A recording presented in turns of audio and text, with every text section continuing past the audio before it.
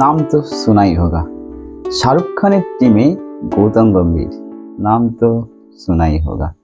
সেই বিখ্যাত ডায়লগ রাহুল, নাম তো শোনাই হোগা। ঠিক যেন আজ ইডেন গার্ডেন্সে সম্মানে প্রবেশ ওয়েলকাম জানানোর জন্য গৌতম গম্ভীরকে কিন্তু কেকেআরের সমর্থকরা ঠিক এইভাবেই কিন্তু অভিনন্দন জানালো, শুভেচ্ছা জানালো, ওয়েলকাম জানালো। আচ্ছা, আজকে আমরা যে বিষয় নিয়ে আলোচনা করছি সেটা হচ্ছে গৌতম গম্ভীরকে নিয়ে। যে গৌতম গম্ভীর সম্বন্ধে আপনাদের নামটা শুনলে প্রথম রিয়াকশনটা কি হতে পারে?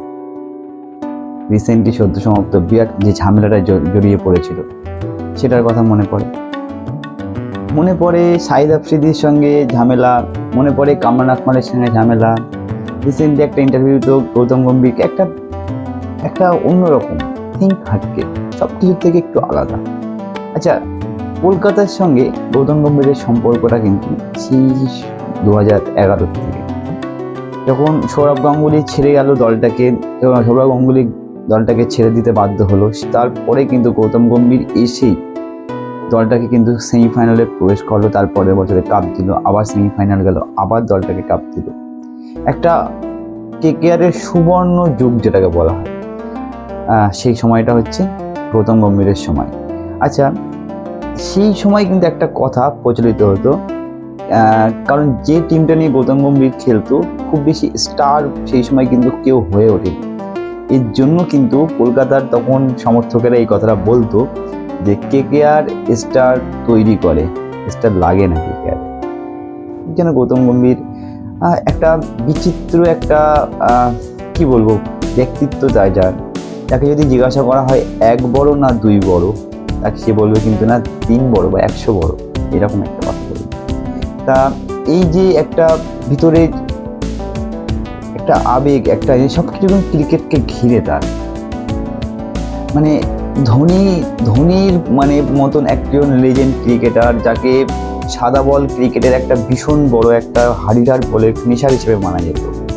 চেন্নাই হয়ে যখনই ব্যাট করতে আসতো, গৌতম গম্ভীরের ক্যাপ্টেনশিপ যখনই দেখতে পারতাম, ধোনির আবৃত্তি শেষ ওভারেই হোক না কেন, ধোনিকে দেখলেই কিন্তু তাকে সেই টেস্ট ক্রিকেটের মতন একটা ঘিরে রেখে দিত। এই গৌতম গম্ভীর একজন ব্যক্তিত্ব যে ক্রিকেট ছাড়া কিচ্ছু বোঝে না। বাঙালিরা এই কথাটাও বলে থাকে যে গৌতম গম্ভীর, যে গম্ভীর যে টাইটেলটার সঙ্গে গম্ভীরের ব্যক্তিত্ব কিন্তু একটা খুব বেশি মিলে যায়। তাকে খুব বেশি কি বলবো হাসতে দেখবেন না, খুব বেশি তার ভিতরের মানে রিয়াকশন আপনি দেখতে পাবেন না, কারণ সে সর্বদা ক্রিকেটকে নিয়ে থাকতে জানে, ক্রিকেট ছাড়া কিছুই যেন বোঝেন না।